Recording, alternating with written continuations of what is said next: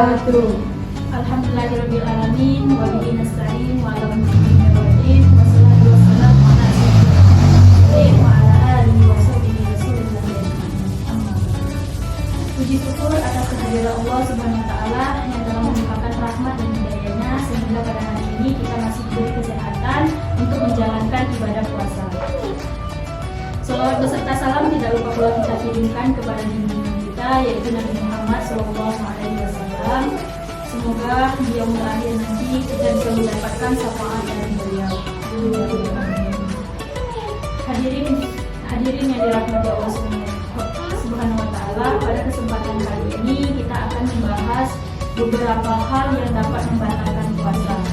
Nah, di bulan suci Ramadan ini ketika kita menjalankan ibadah puasa, tentunya kita harus menaati aturan dan syarat-syarat yang berlaku ketika menjalankan ibadah puasa. Ibadah puasa ini bukan hanya tentang menahan hawa nafsu dari haus dan lapar, tetapi menahan diri agar tidak melakukan hal-hal yang dapat membatalkan puasa. Di dalam tanda kutip, di sini kita akan membahas ada beberapa hal yang dapat membatalkan puasa. Yang pertama kita akan membahas tentang makan dan minum.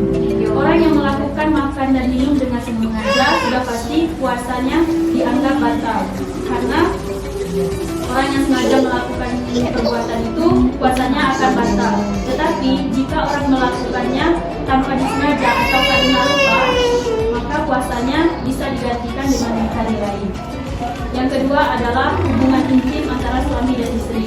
Ini berlaku bagi orang yang sudah menikah.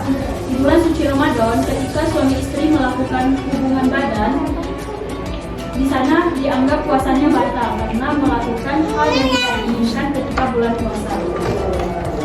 Suami istri yang telah melakukan perbuatan tersebut maka harus membayar puasanya di hari lain. Kemudian harus membayar tiga pilihan kifaroh. Yang pertama yaitu memerdekakan seorang budak. Jika tidak mampu memerdekakan seorang budak ini, maka harus berpuasa selama 2 bulan berturut-turut. Tetapi jika tidak mampu juga dengan berpuasa 2 bulan secara berturut-turut, maka harus memberikan makanan kepada orang miskin sebanyak 60 orang. Yang ketiga adalah muntah dengan sengaja. Ketika kita melakukan hal yang tidak diinginkan dengan memasukkan benda ke dalam mulut sehingga menyebabkan kita muntah dengan sengaja, maka puasa kita dianggap batal. Begitupun sebaliknya, ketika kita tidak sengaja melakukan hal tersebut atau kita muntah dikarenakan sakit, itu puasanya bisa diganti dengan hari lain. Karena dalam sebuah hadis Rasulullah SAW bersabda, jika muntah disengaja, maka puasanya dianggap batal. Jika puasanya tidak disengaja, maka bisa diganti di hari lain. Hadis riwayat Tirmidzi dan Ibnu Majah. Yang keempat adalah nifas atau haid. Ketika seorang perempuan mengalami haid atau menstruasi ketika ia sedang berpuasa, maka puasanya harus digantikan di hari lain di luar bulan suci Ramadan.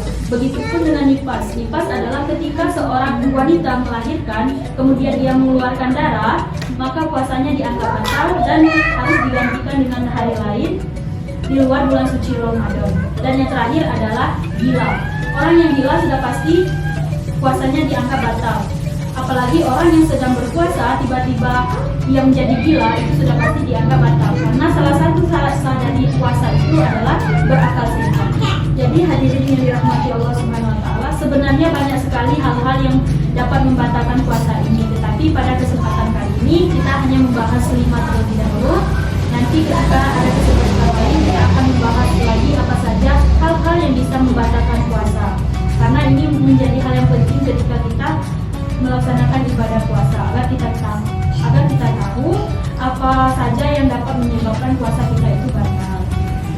Jadi hadirin yang dirahmati Allah SWT, semoga apa yang saya sampaikan bisa bermanfaat bagi kita semua. Semoga apa yang saya sampaikan tadi bisa diterapkan dalam kehidupan sehari-hari dan bisa terhindar dari hal-hal yang membatalkan puasa. Jadi mungkin itu saja yang bisa saya sampaikan pada kesempatan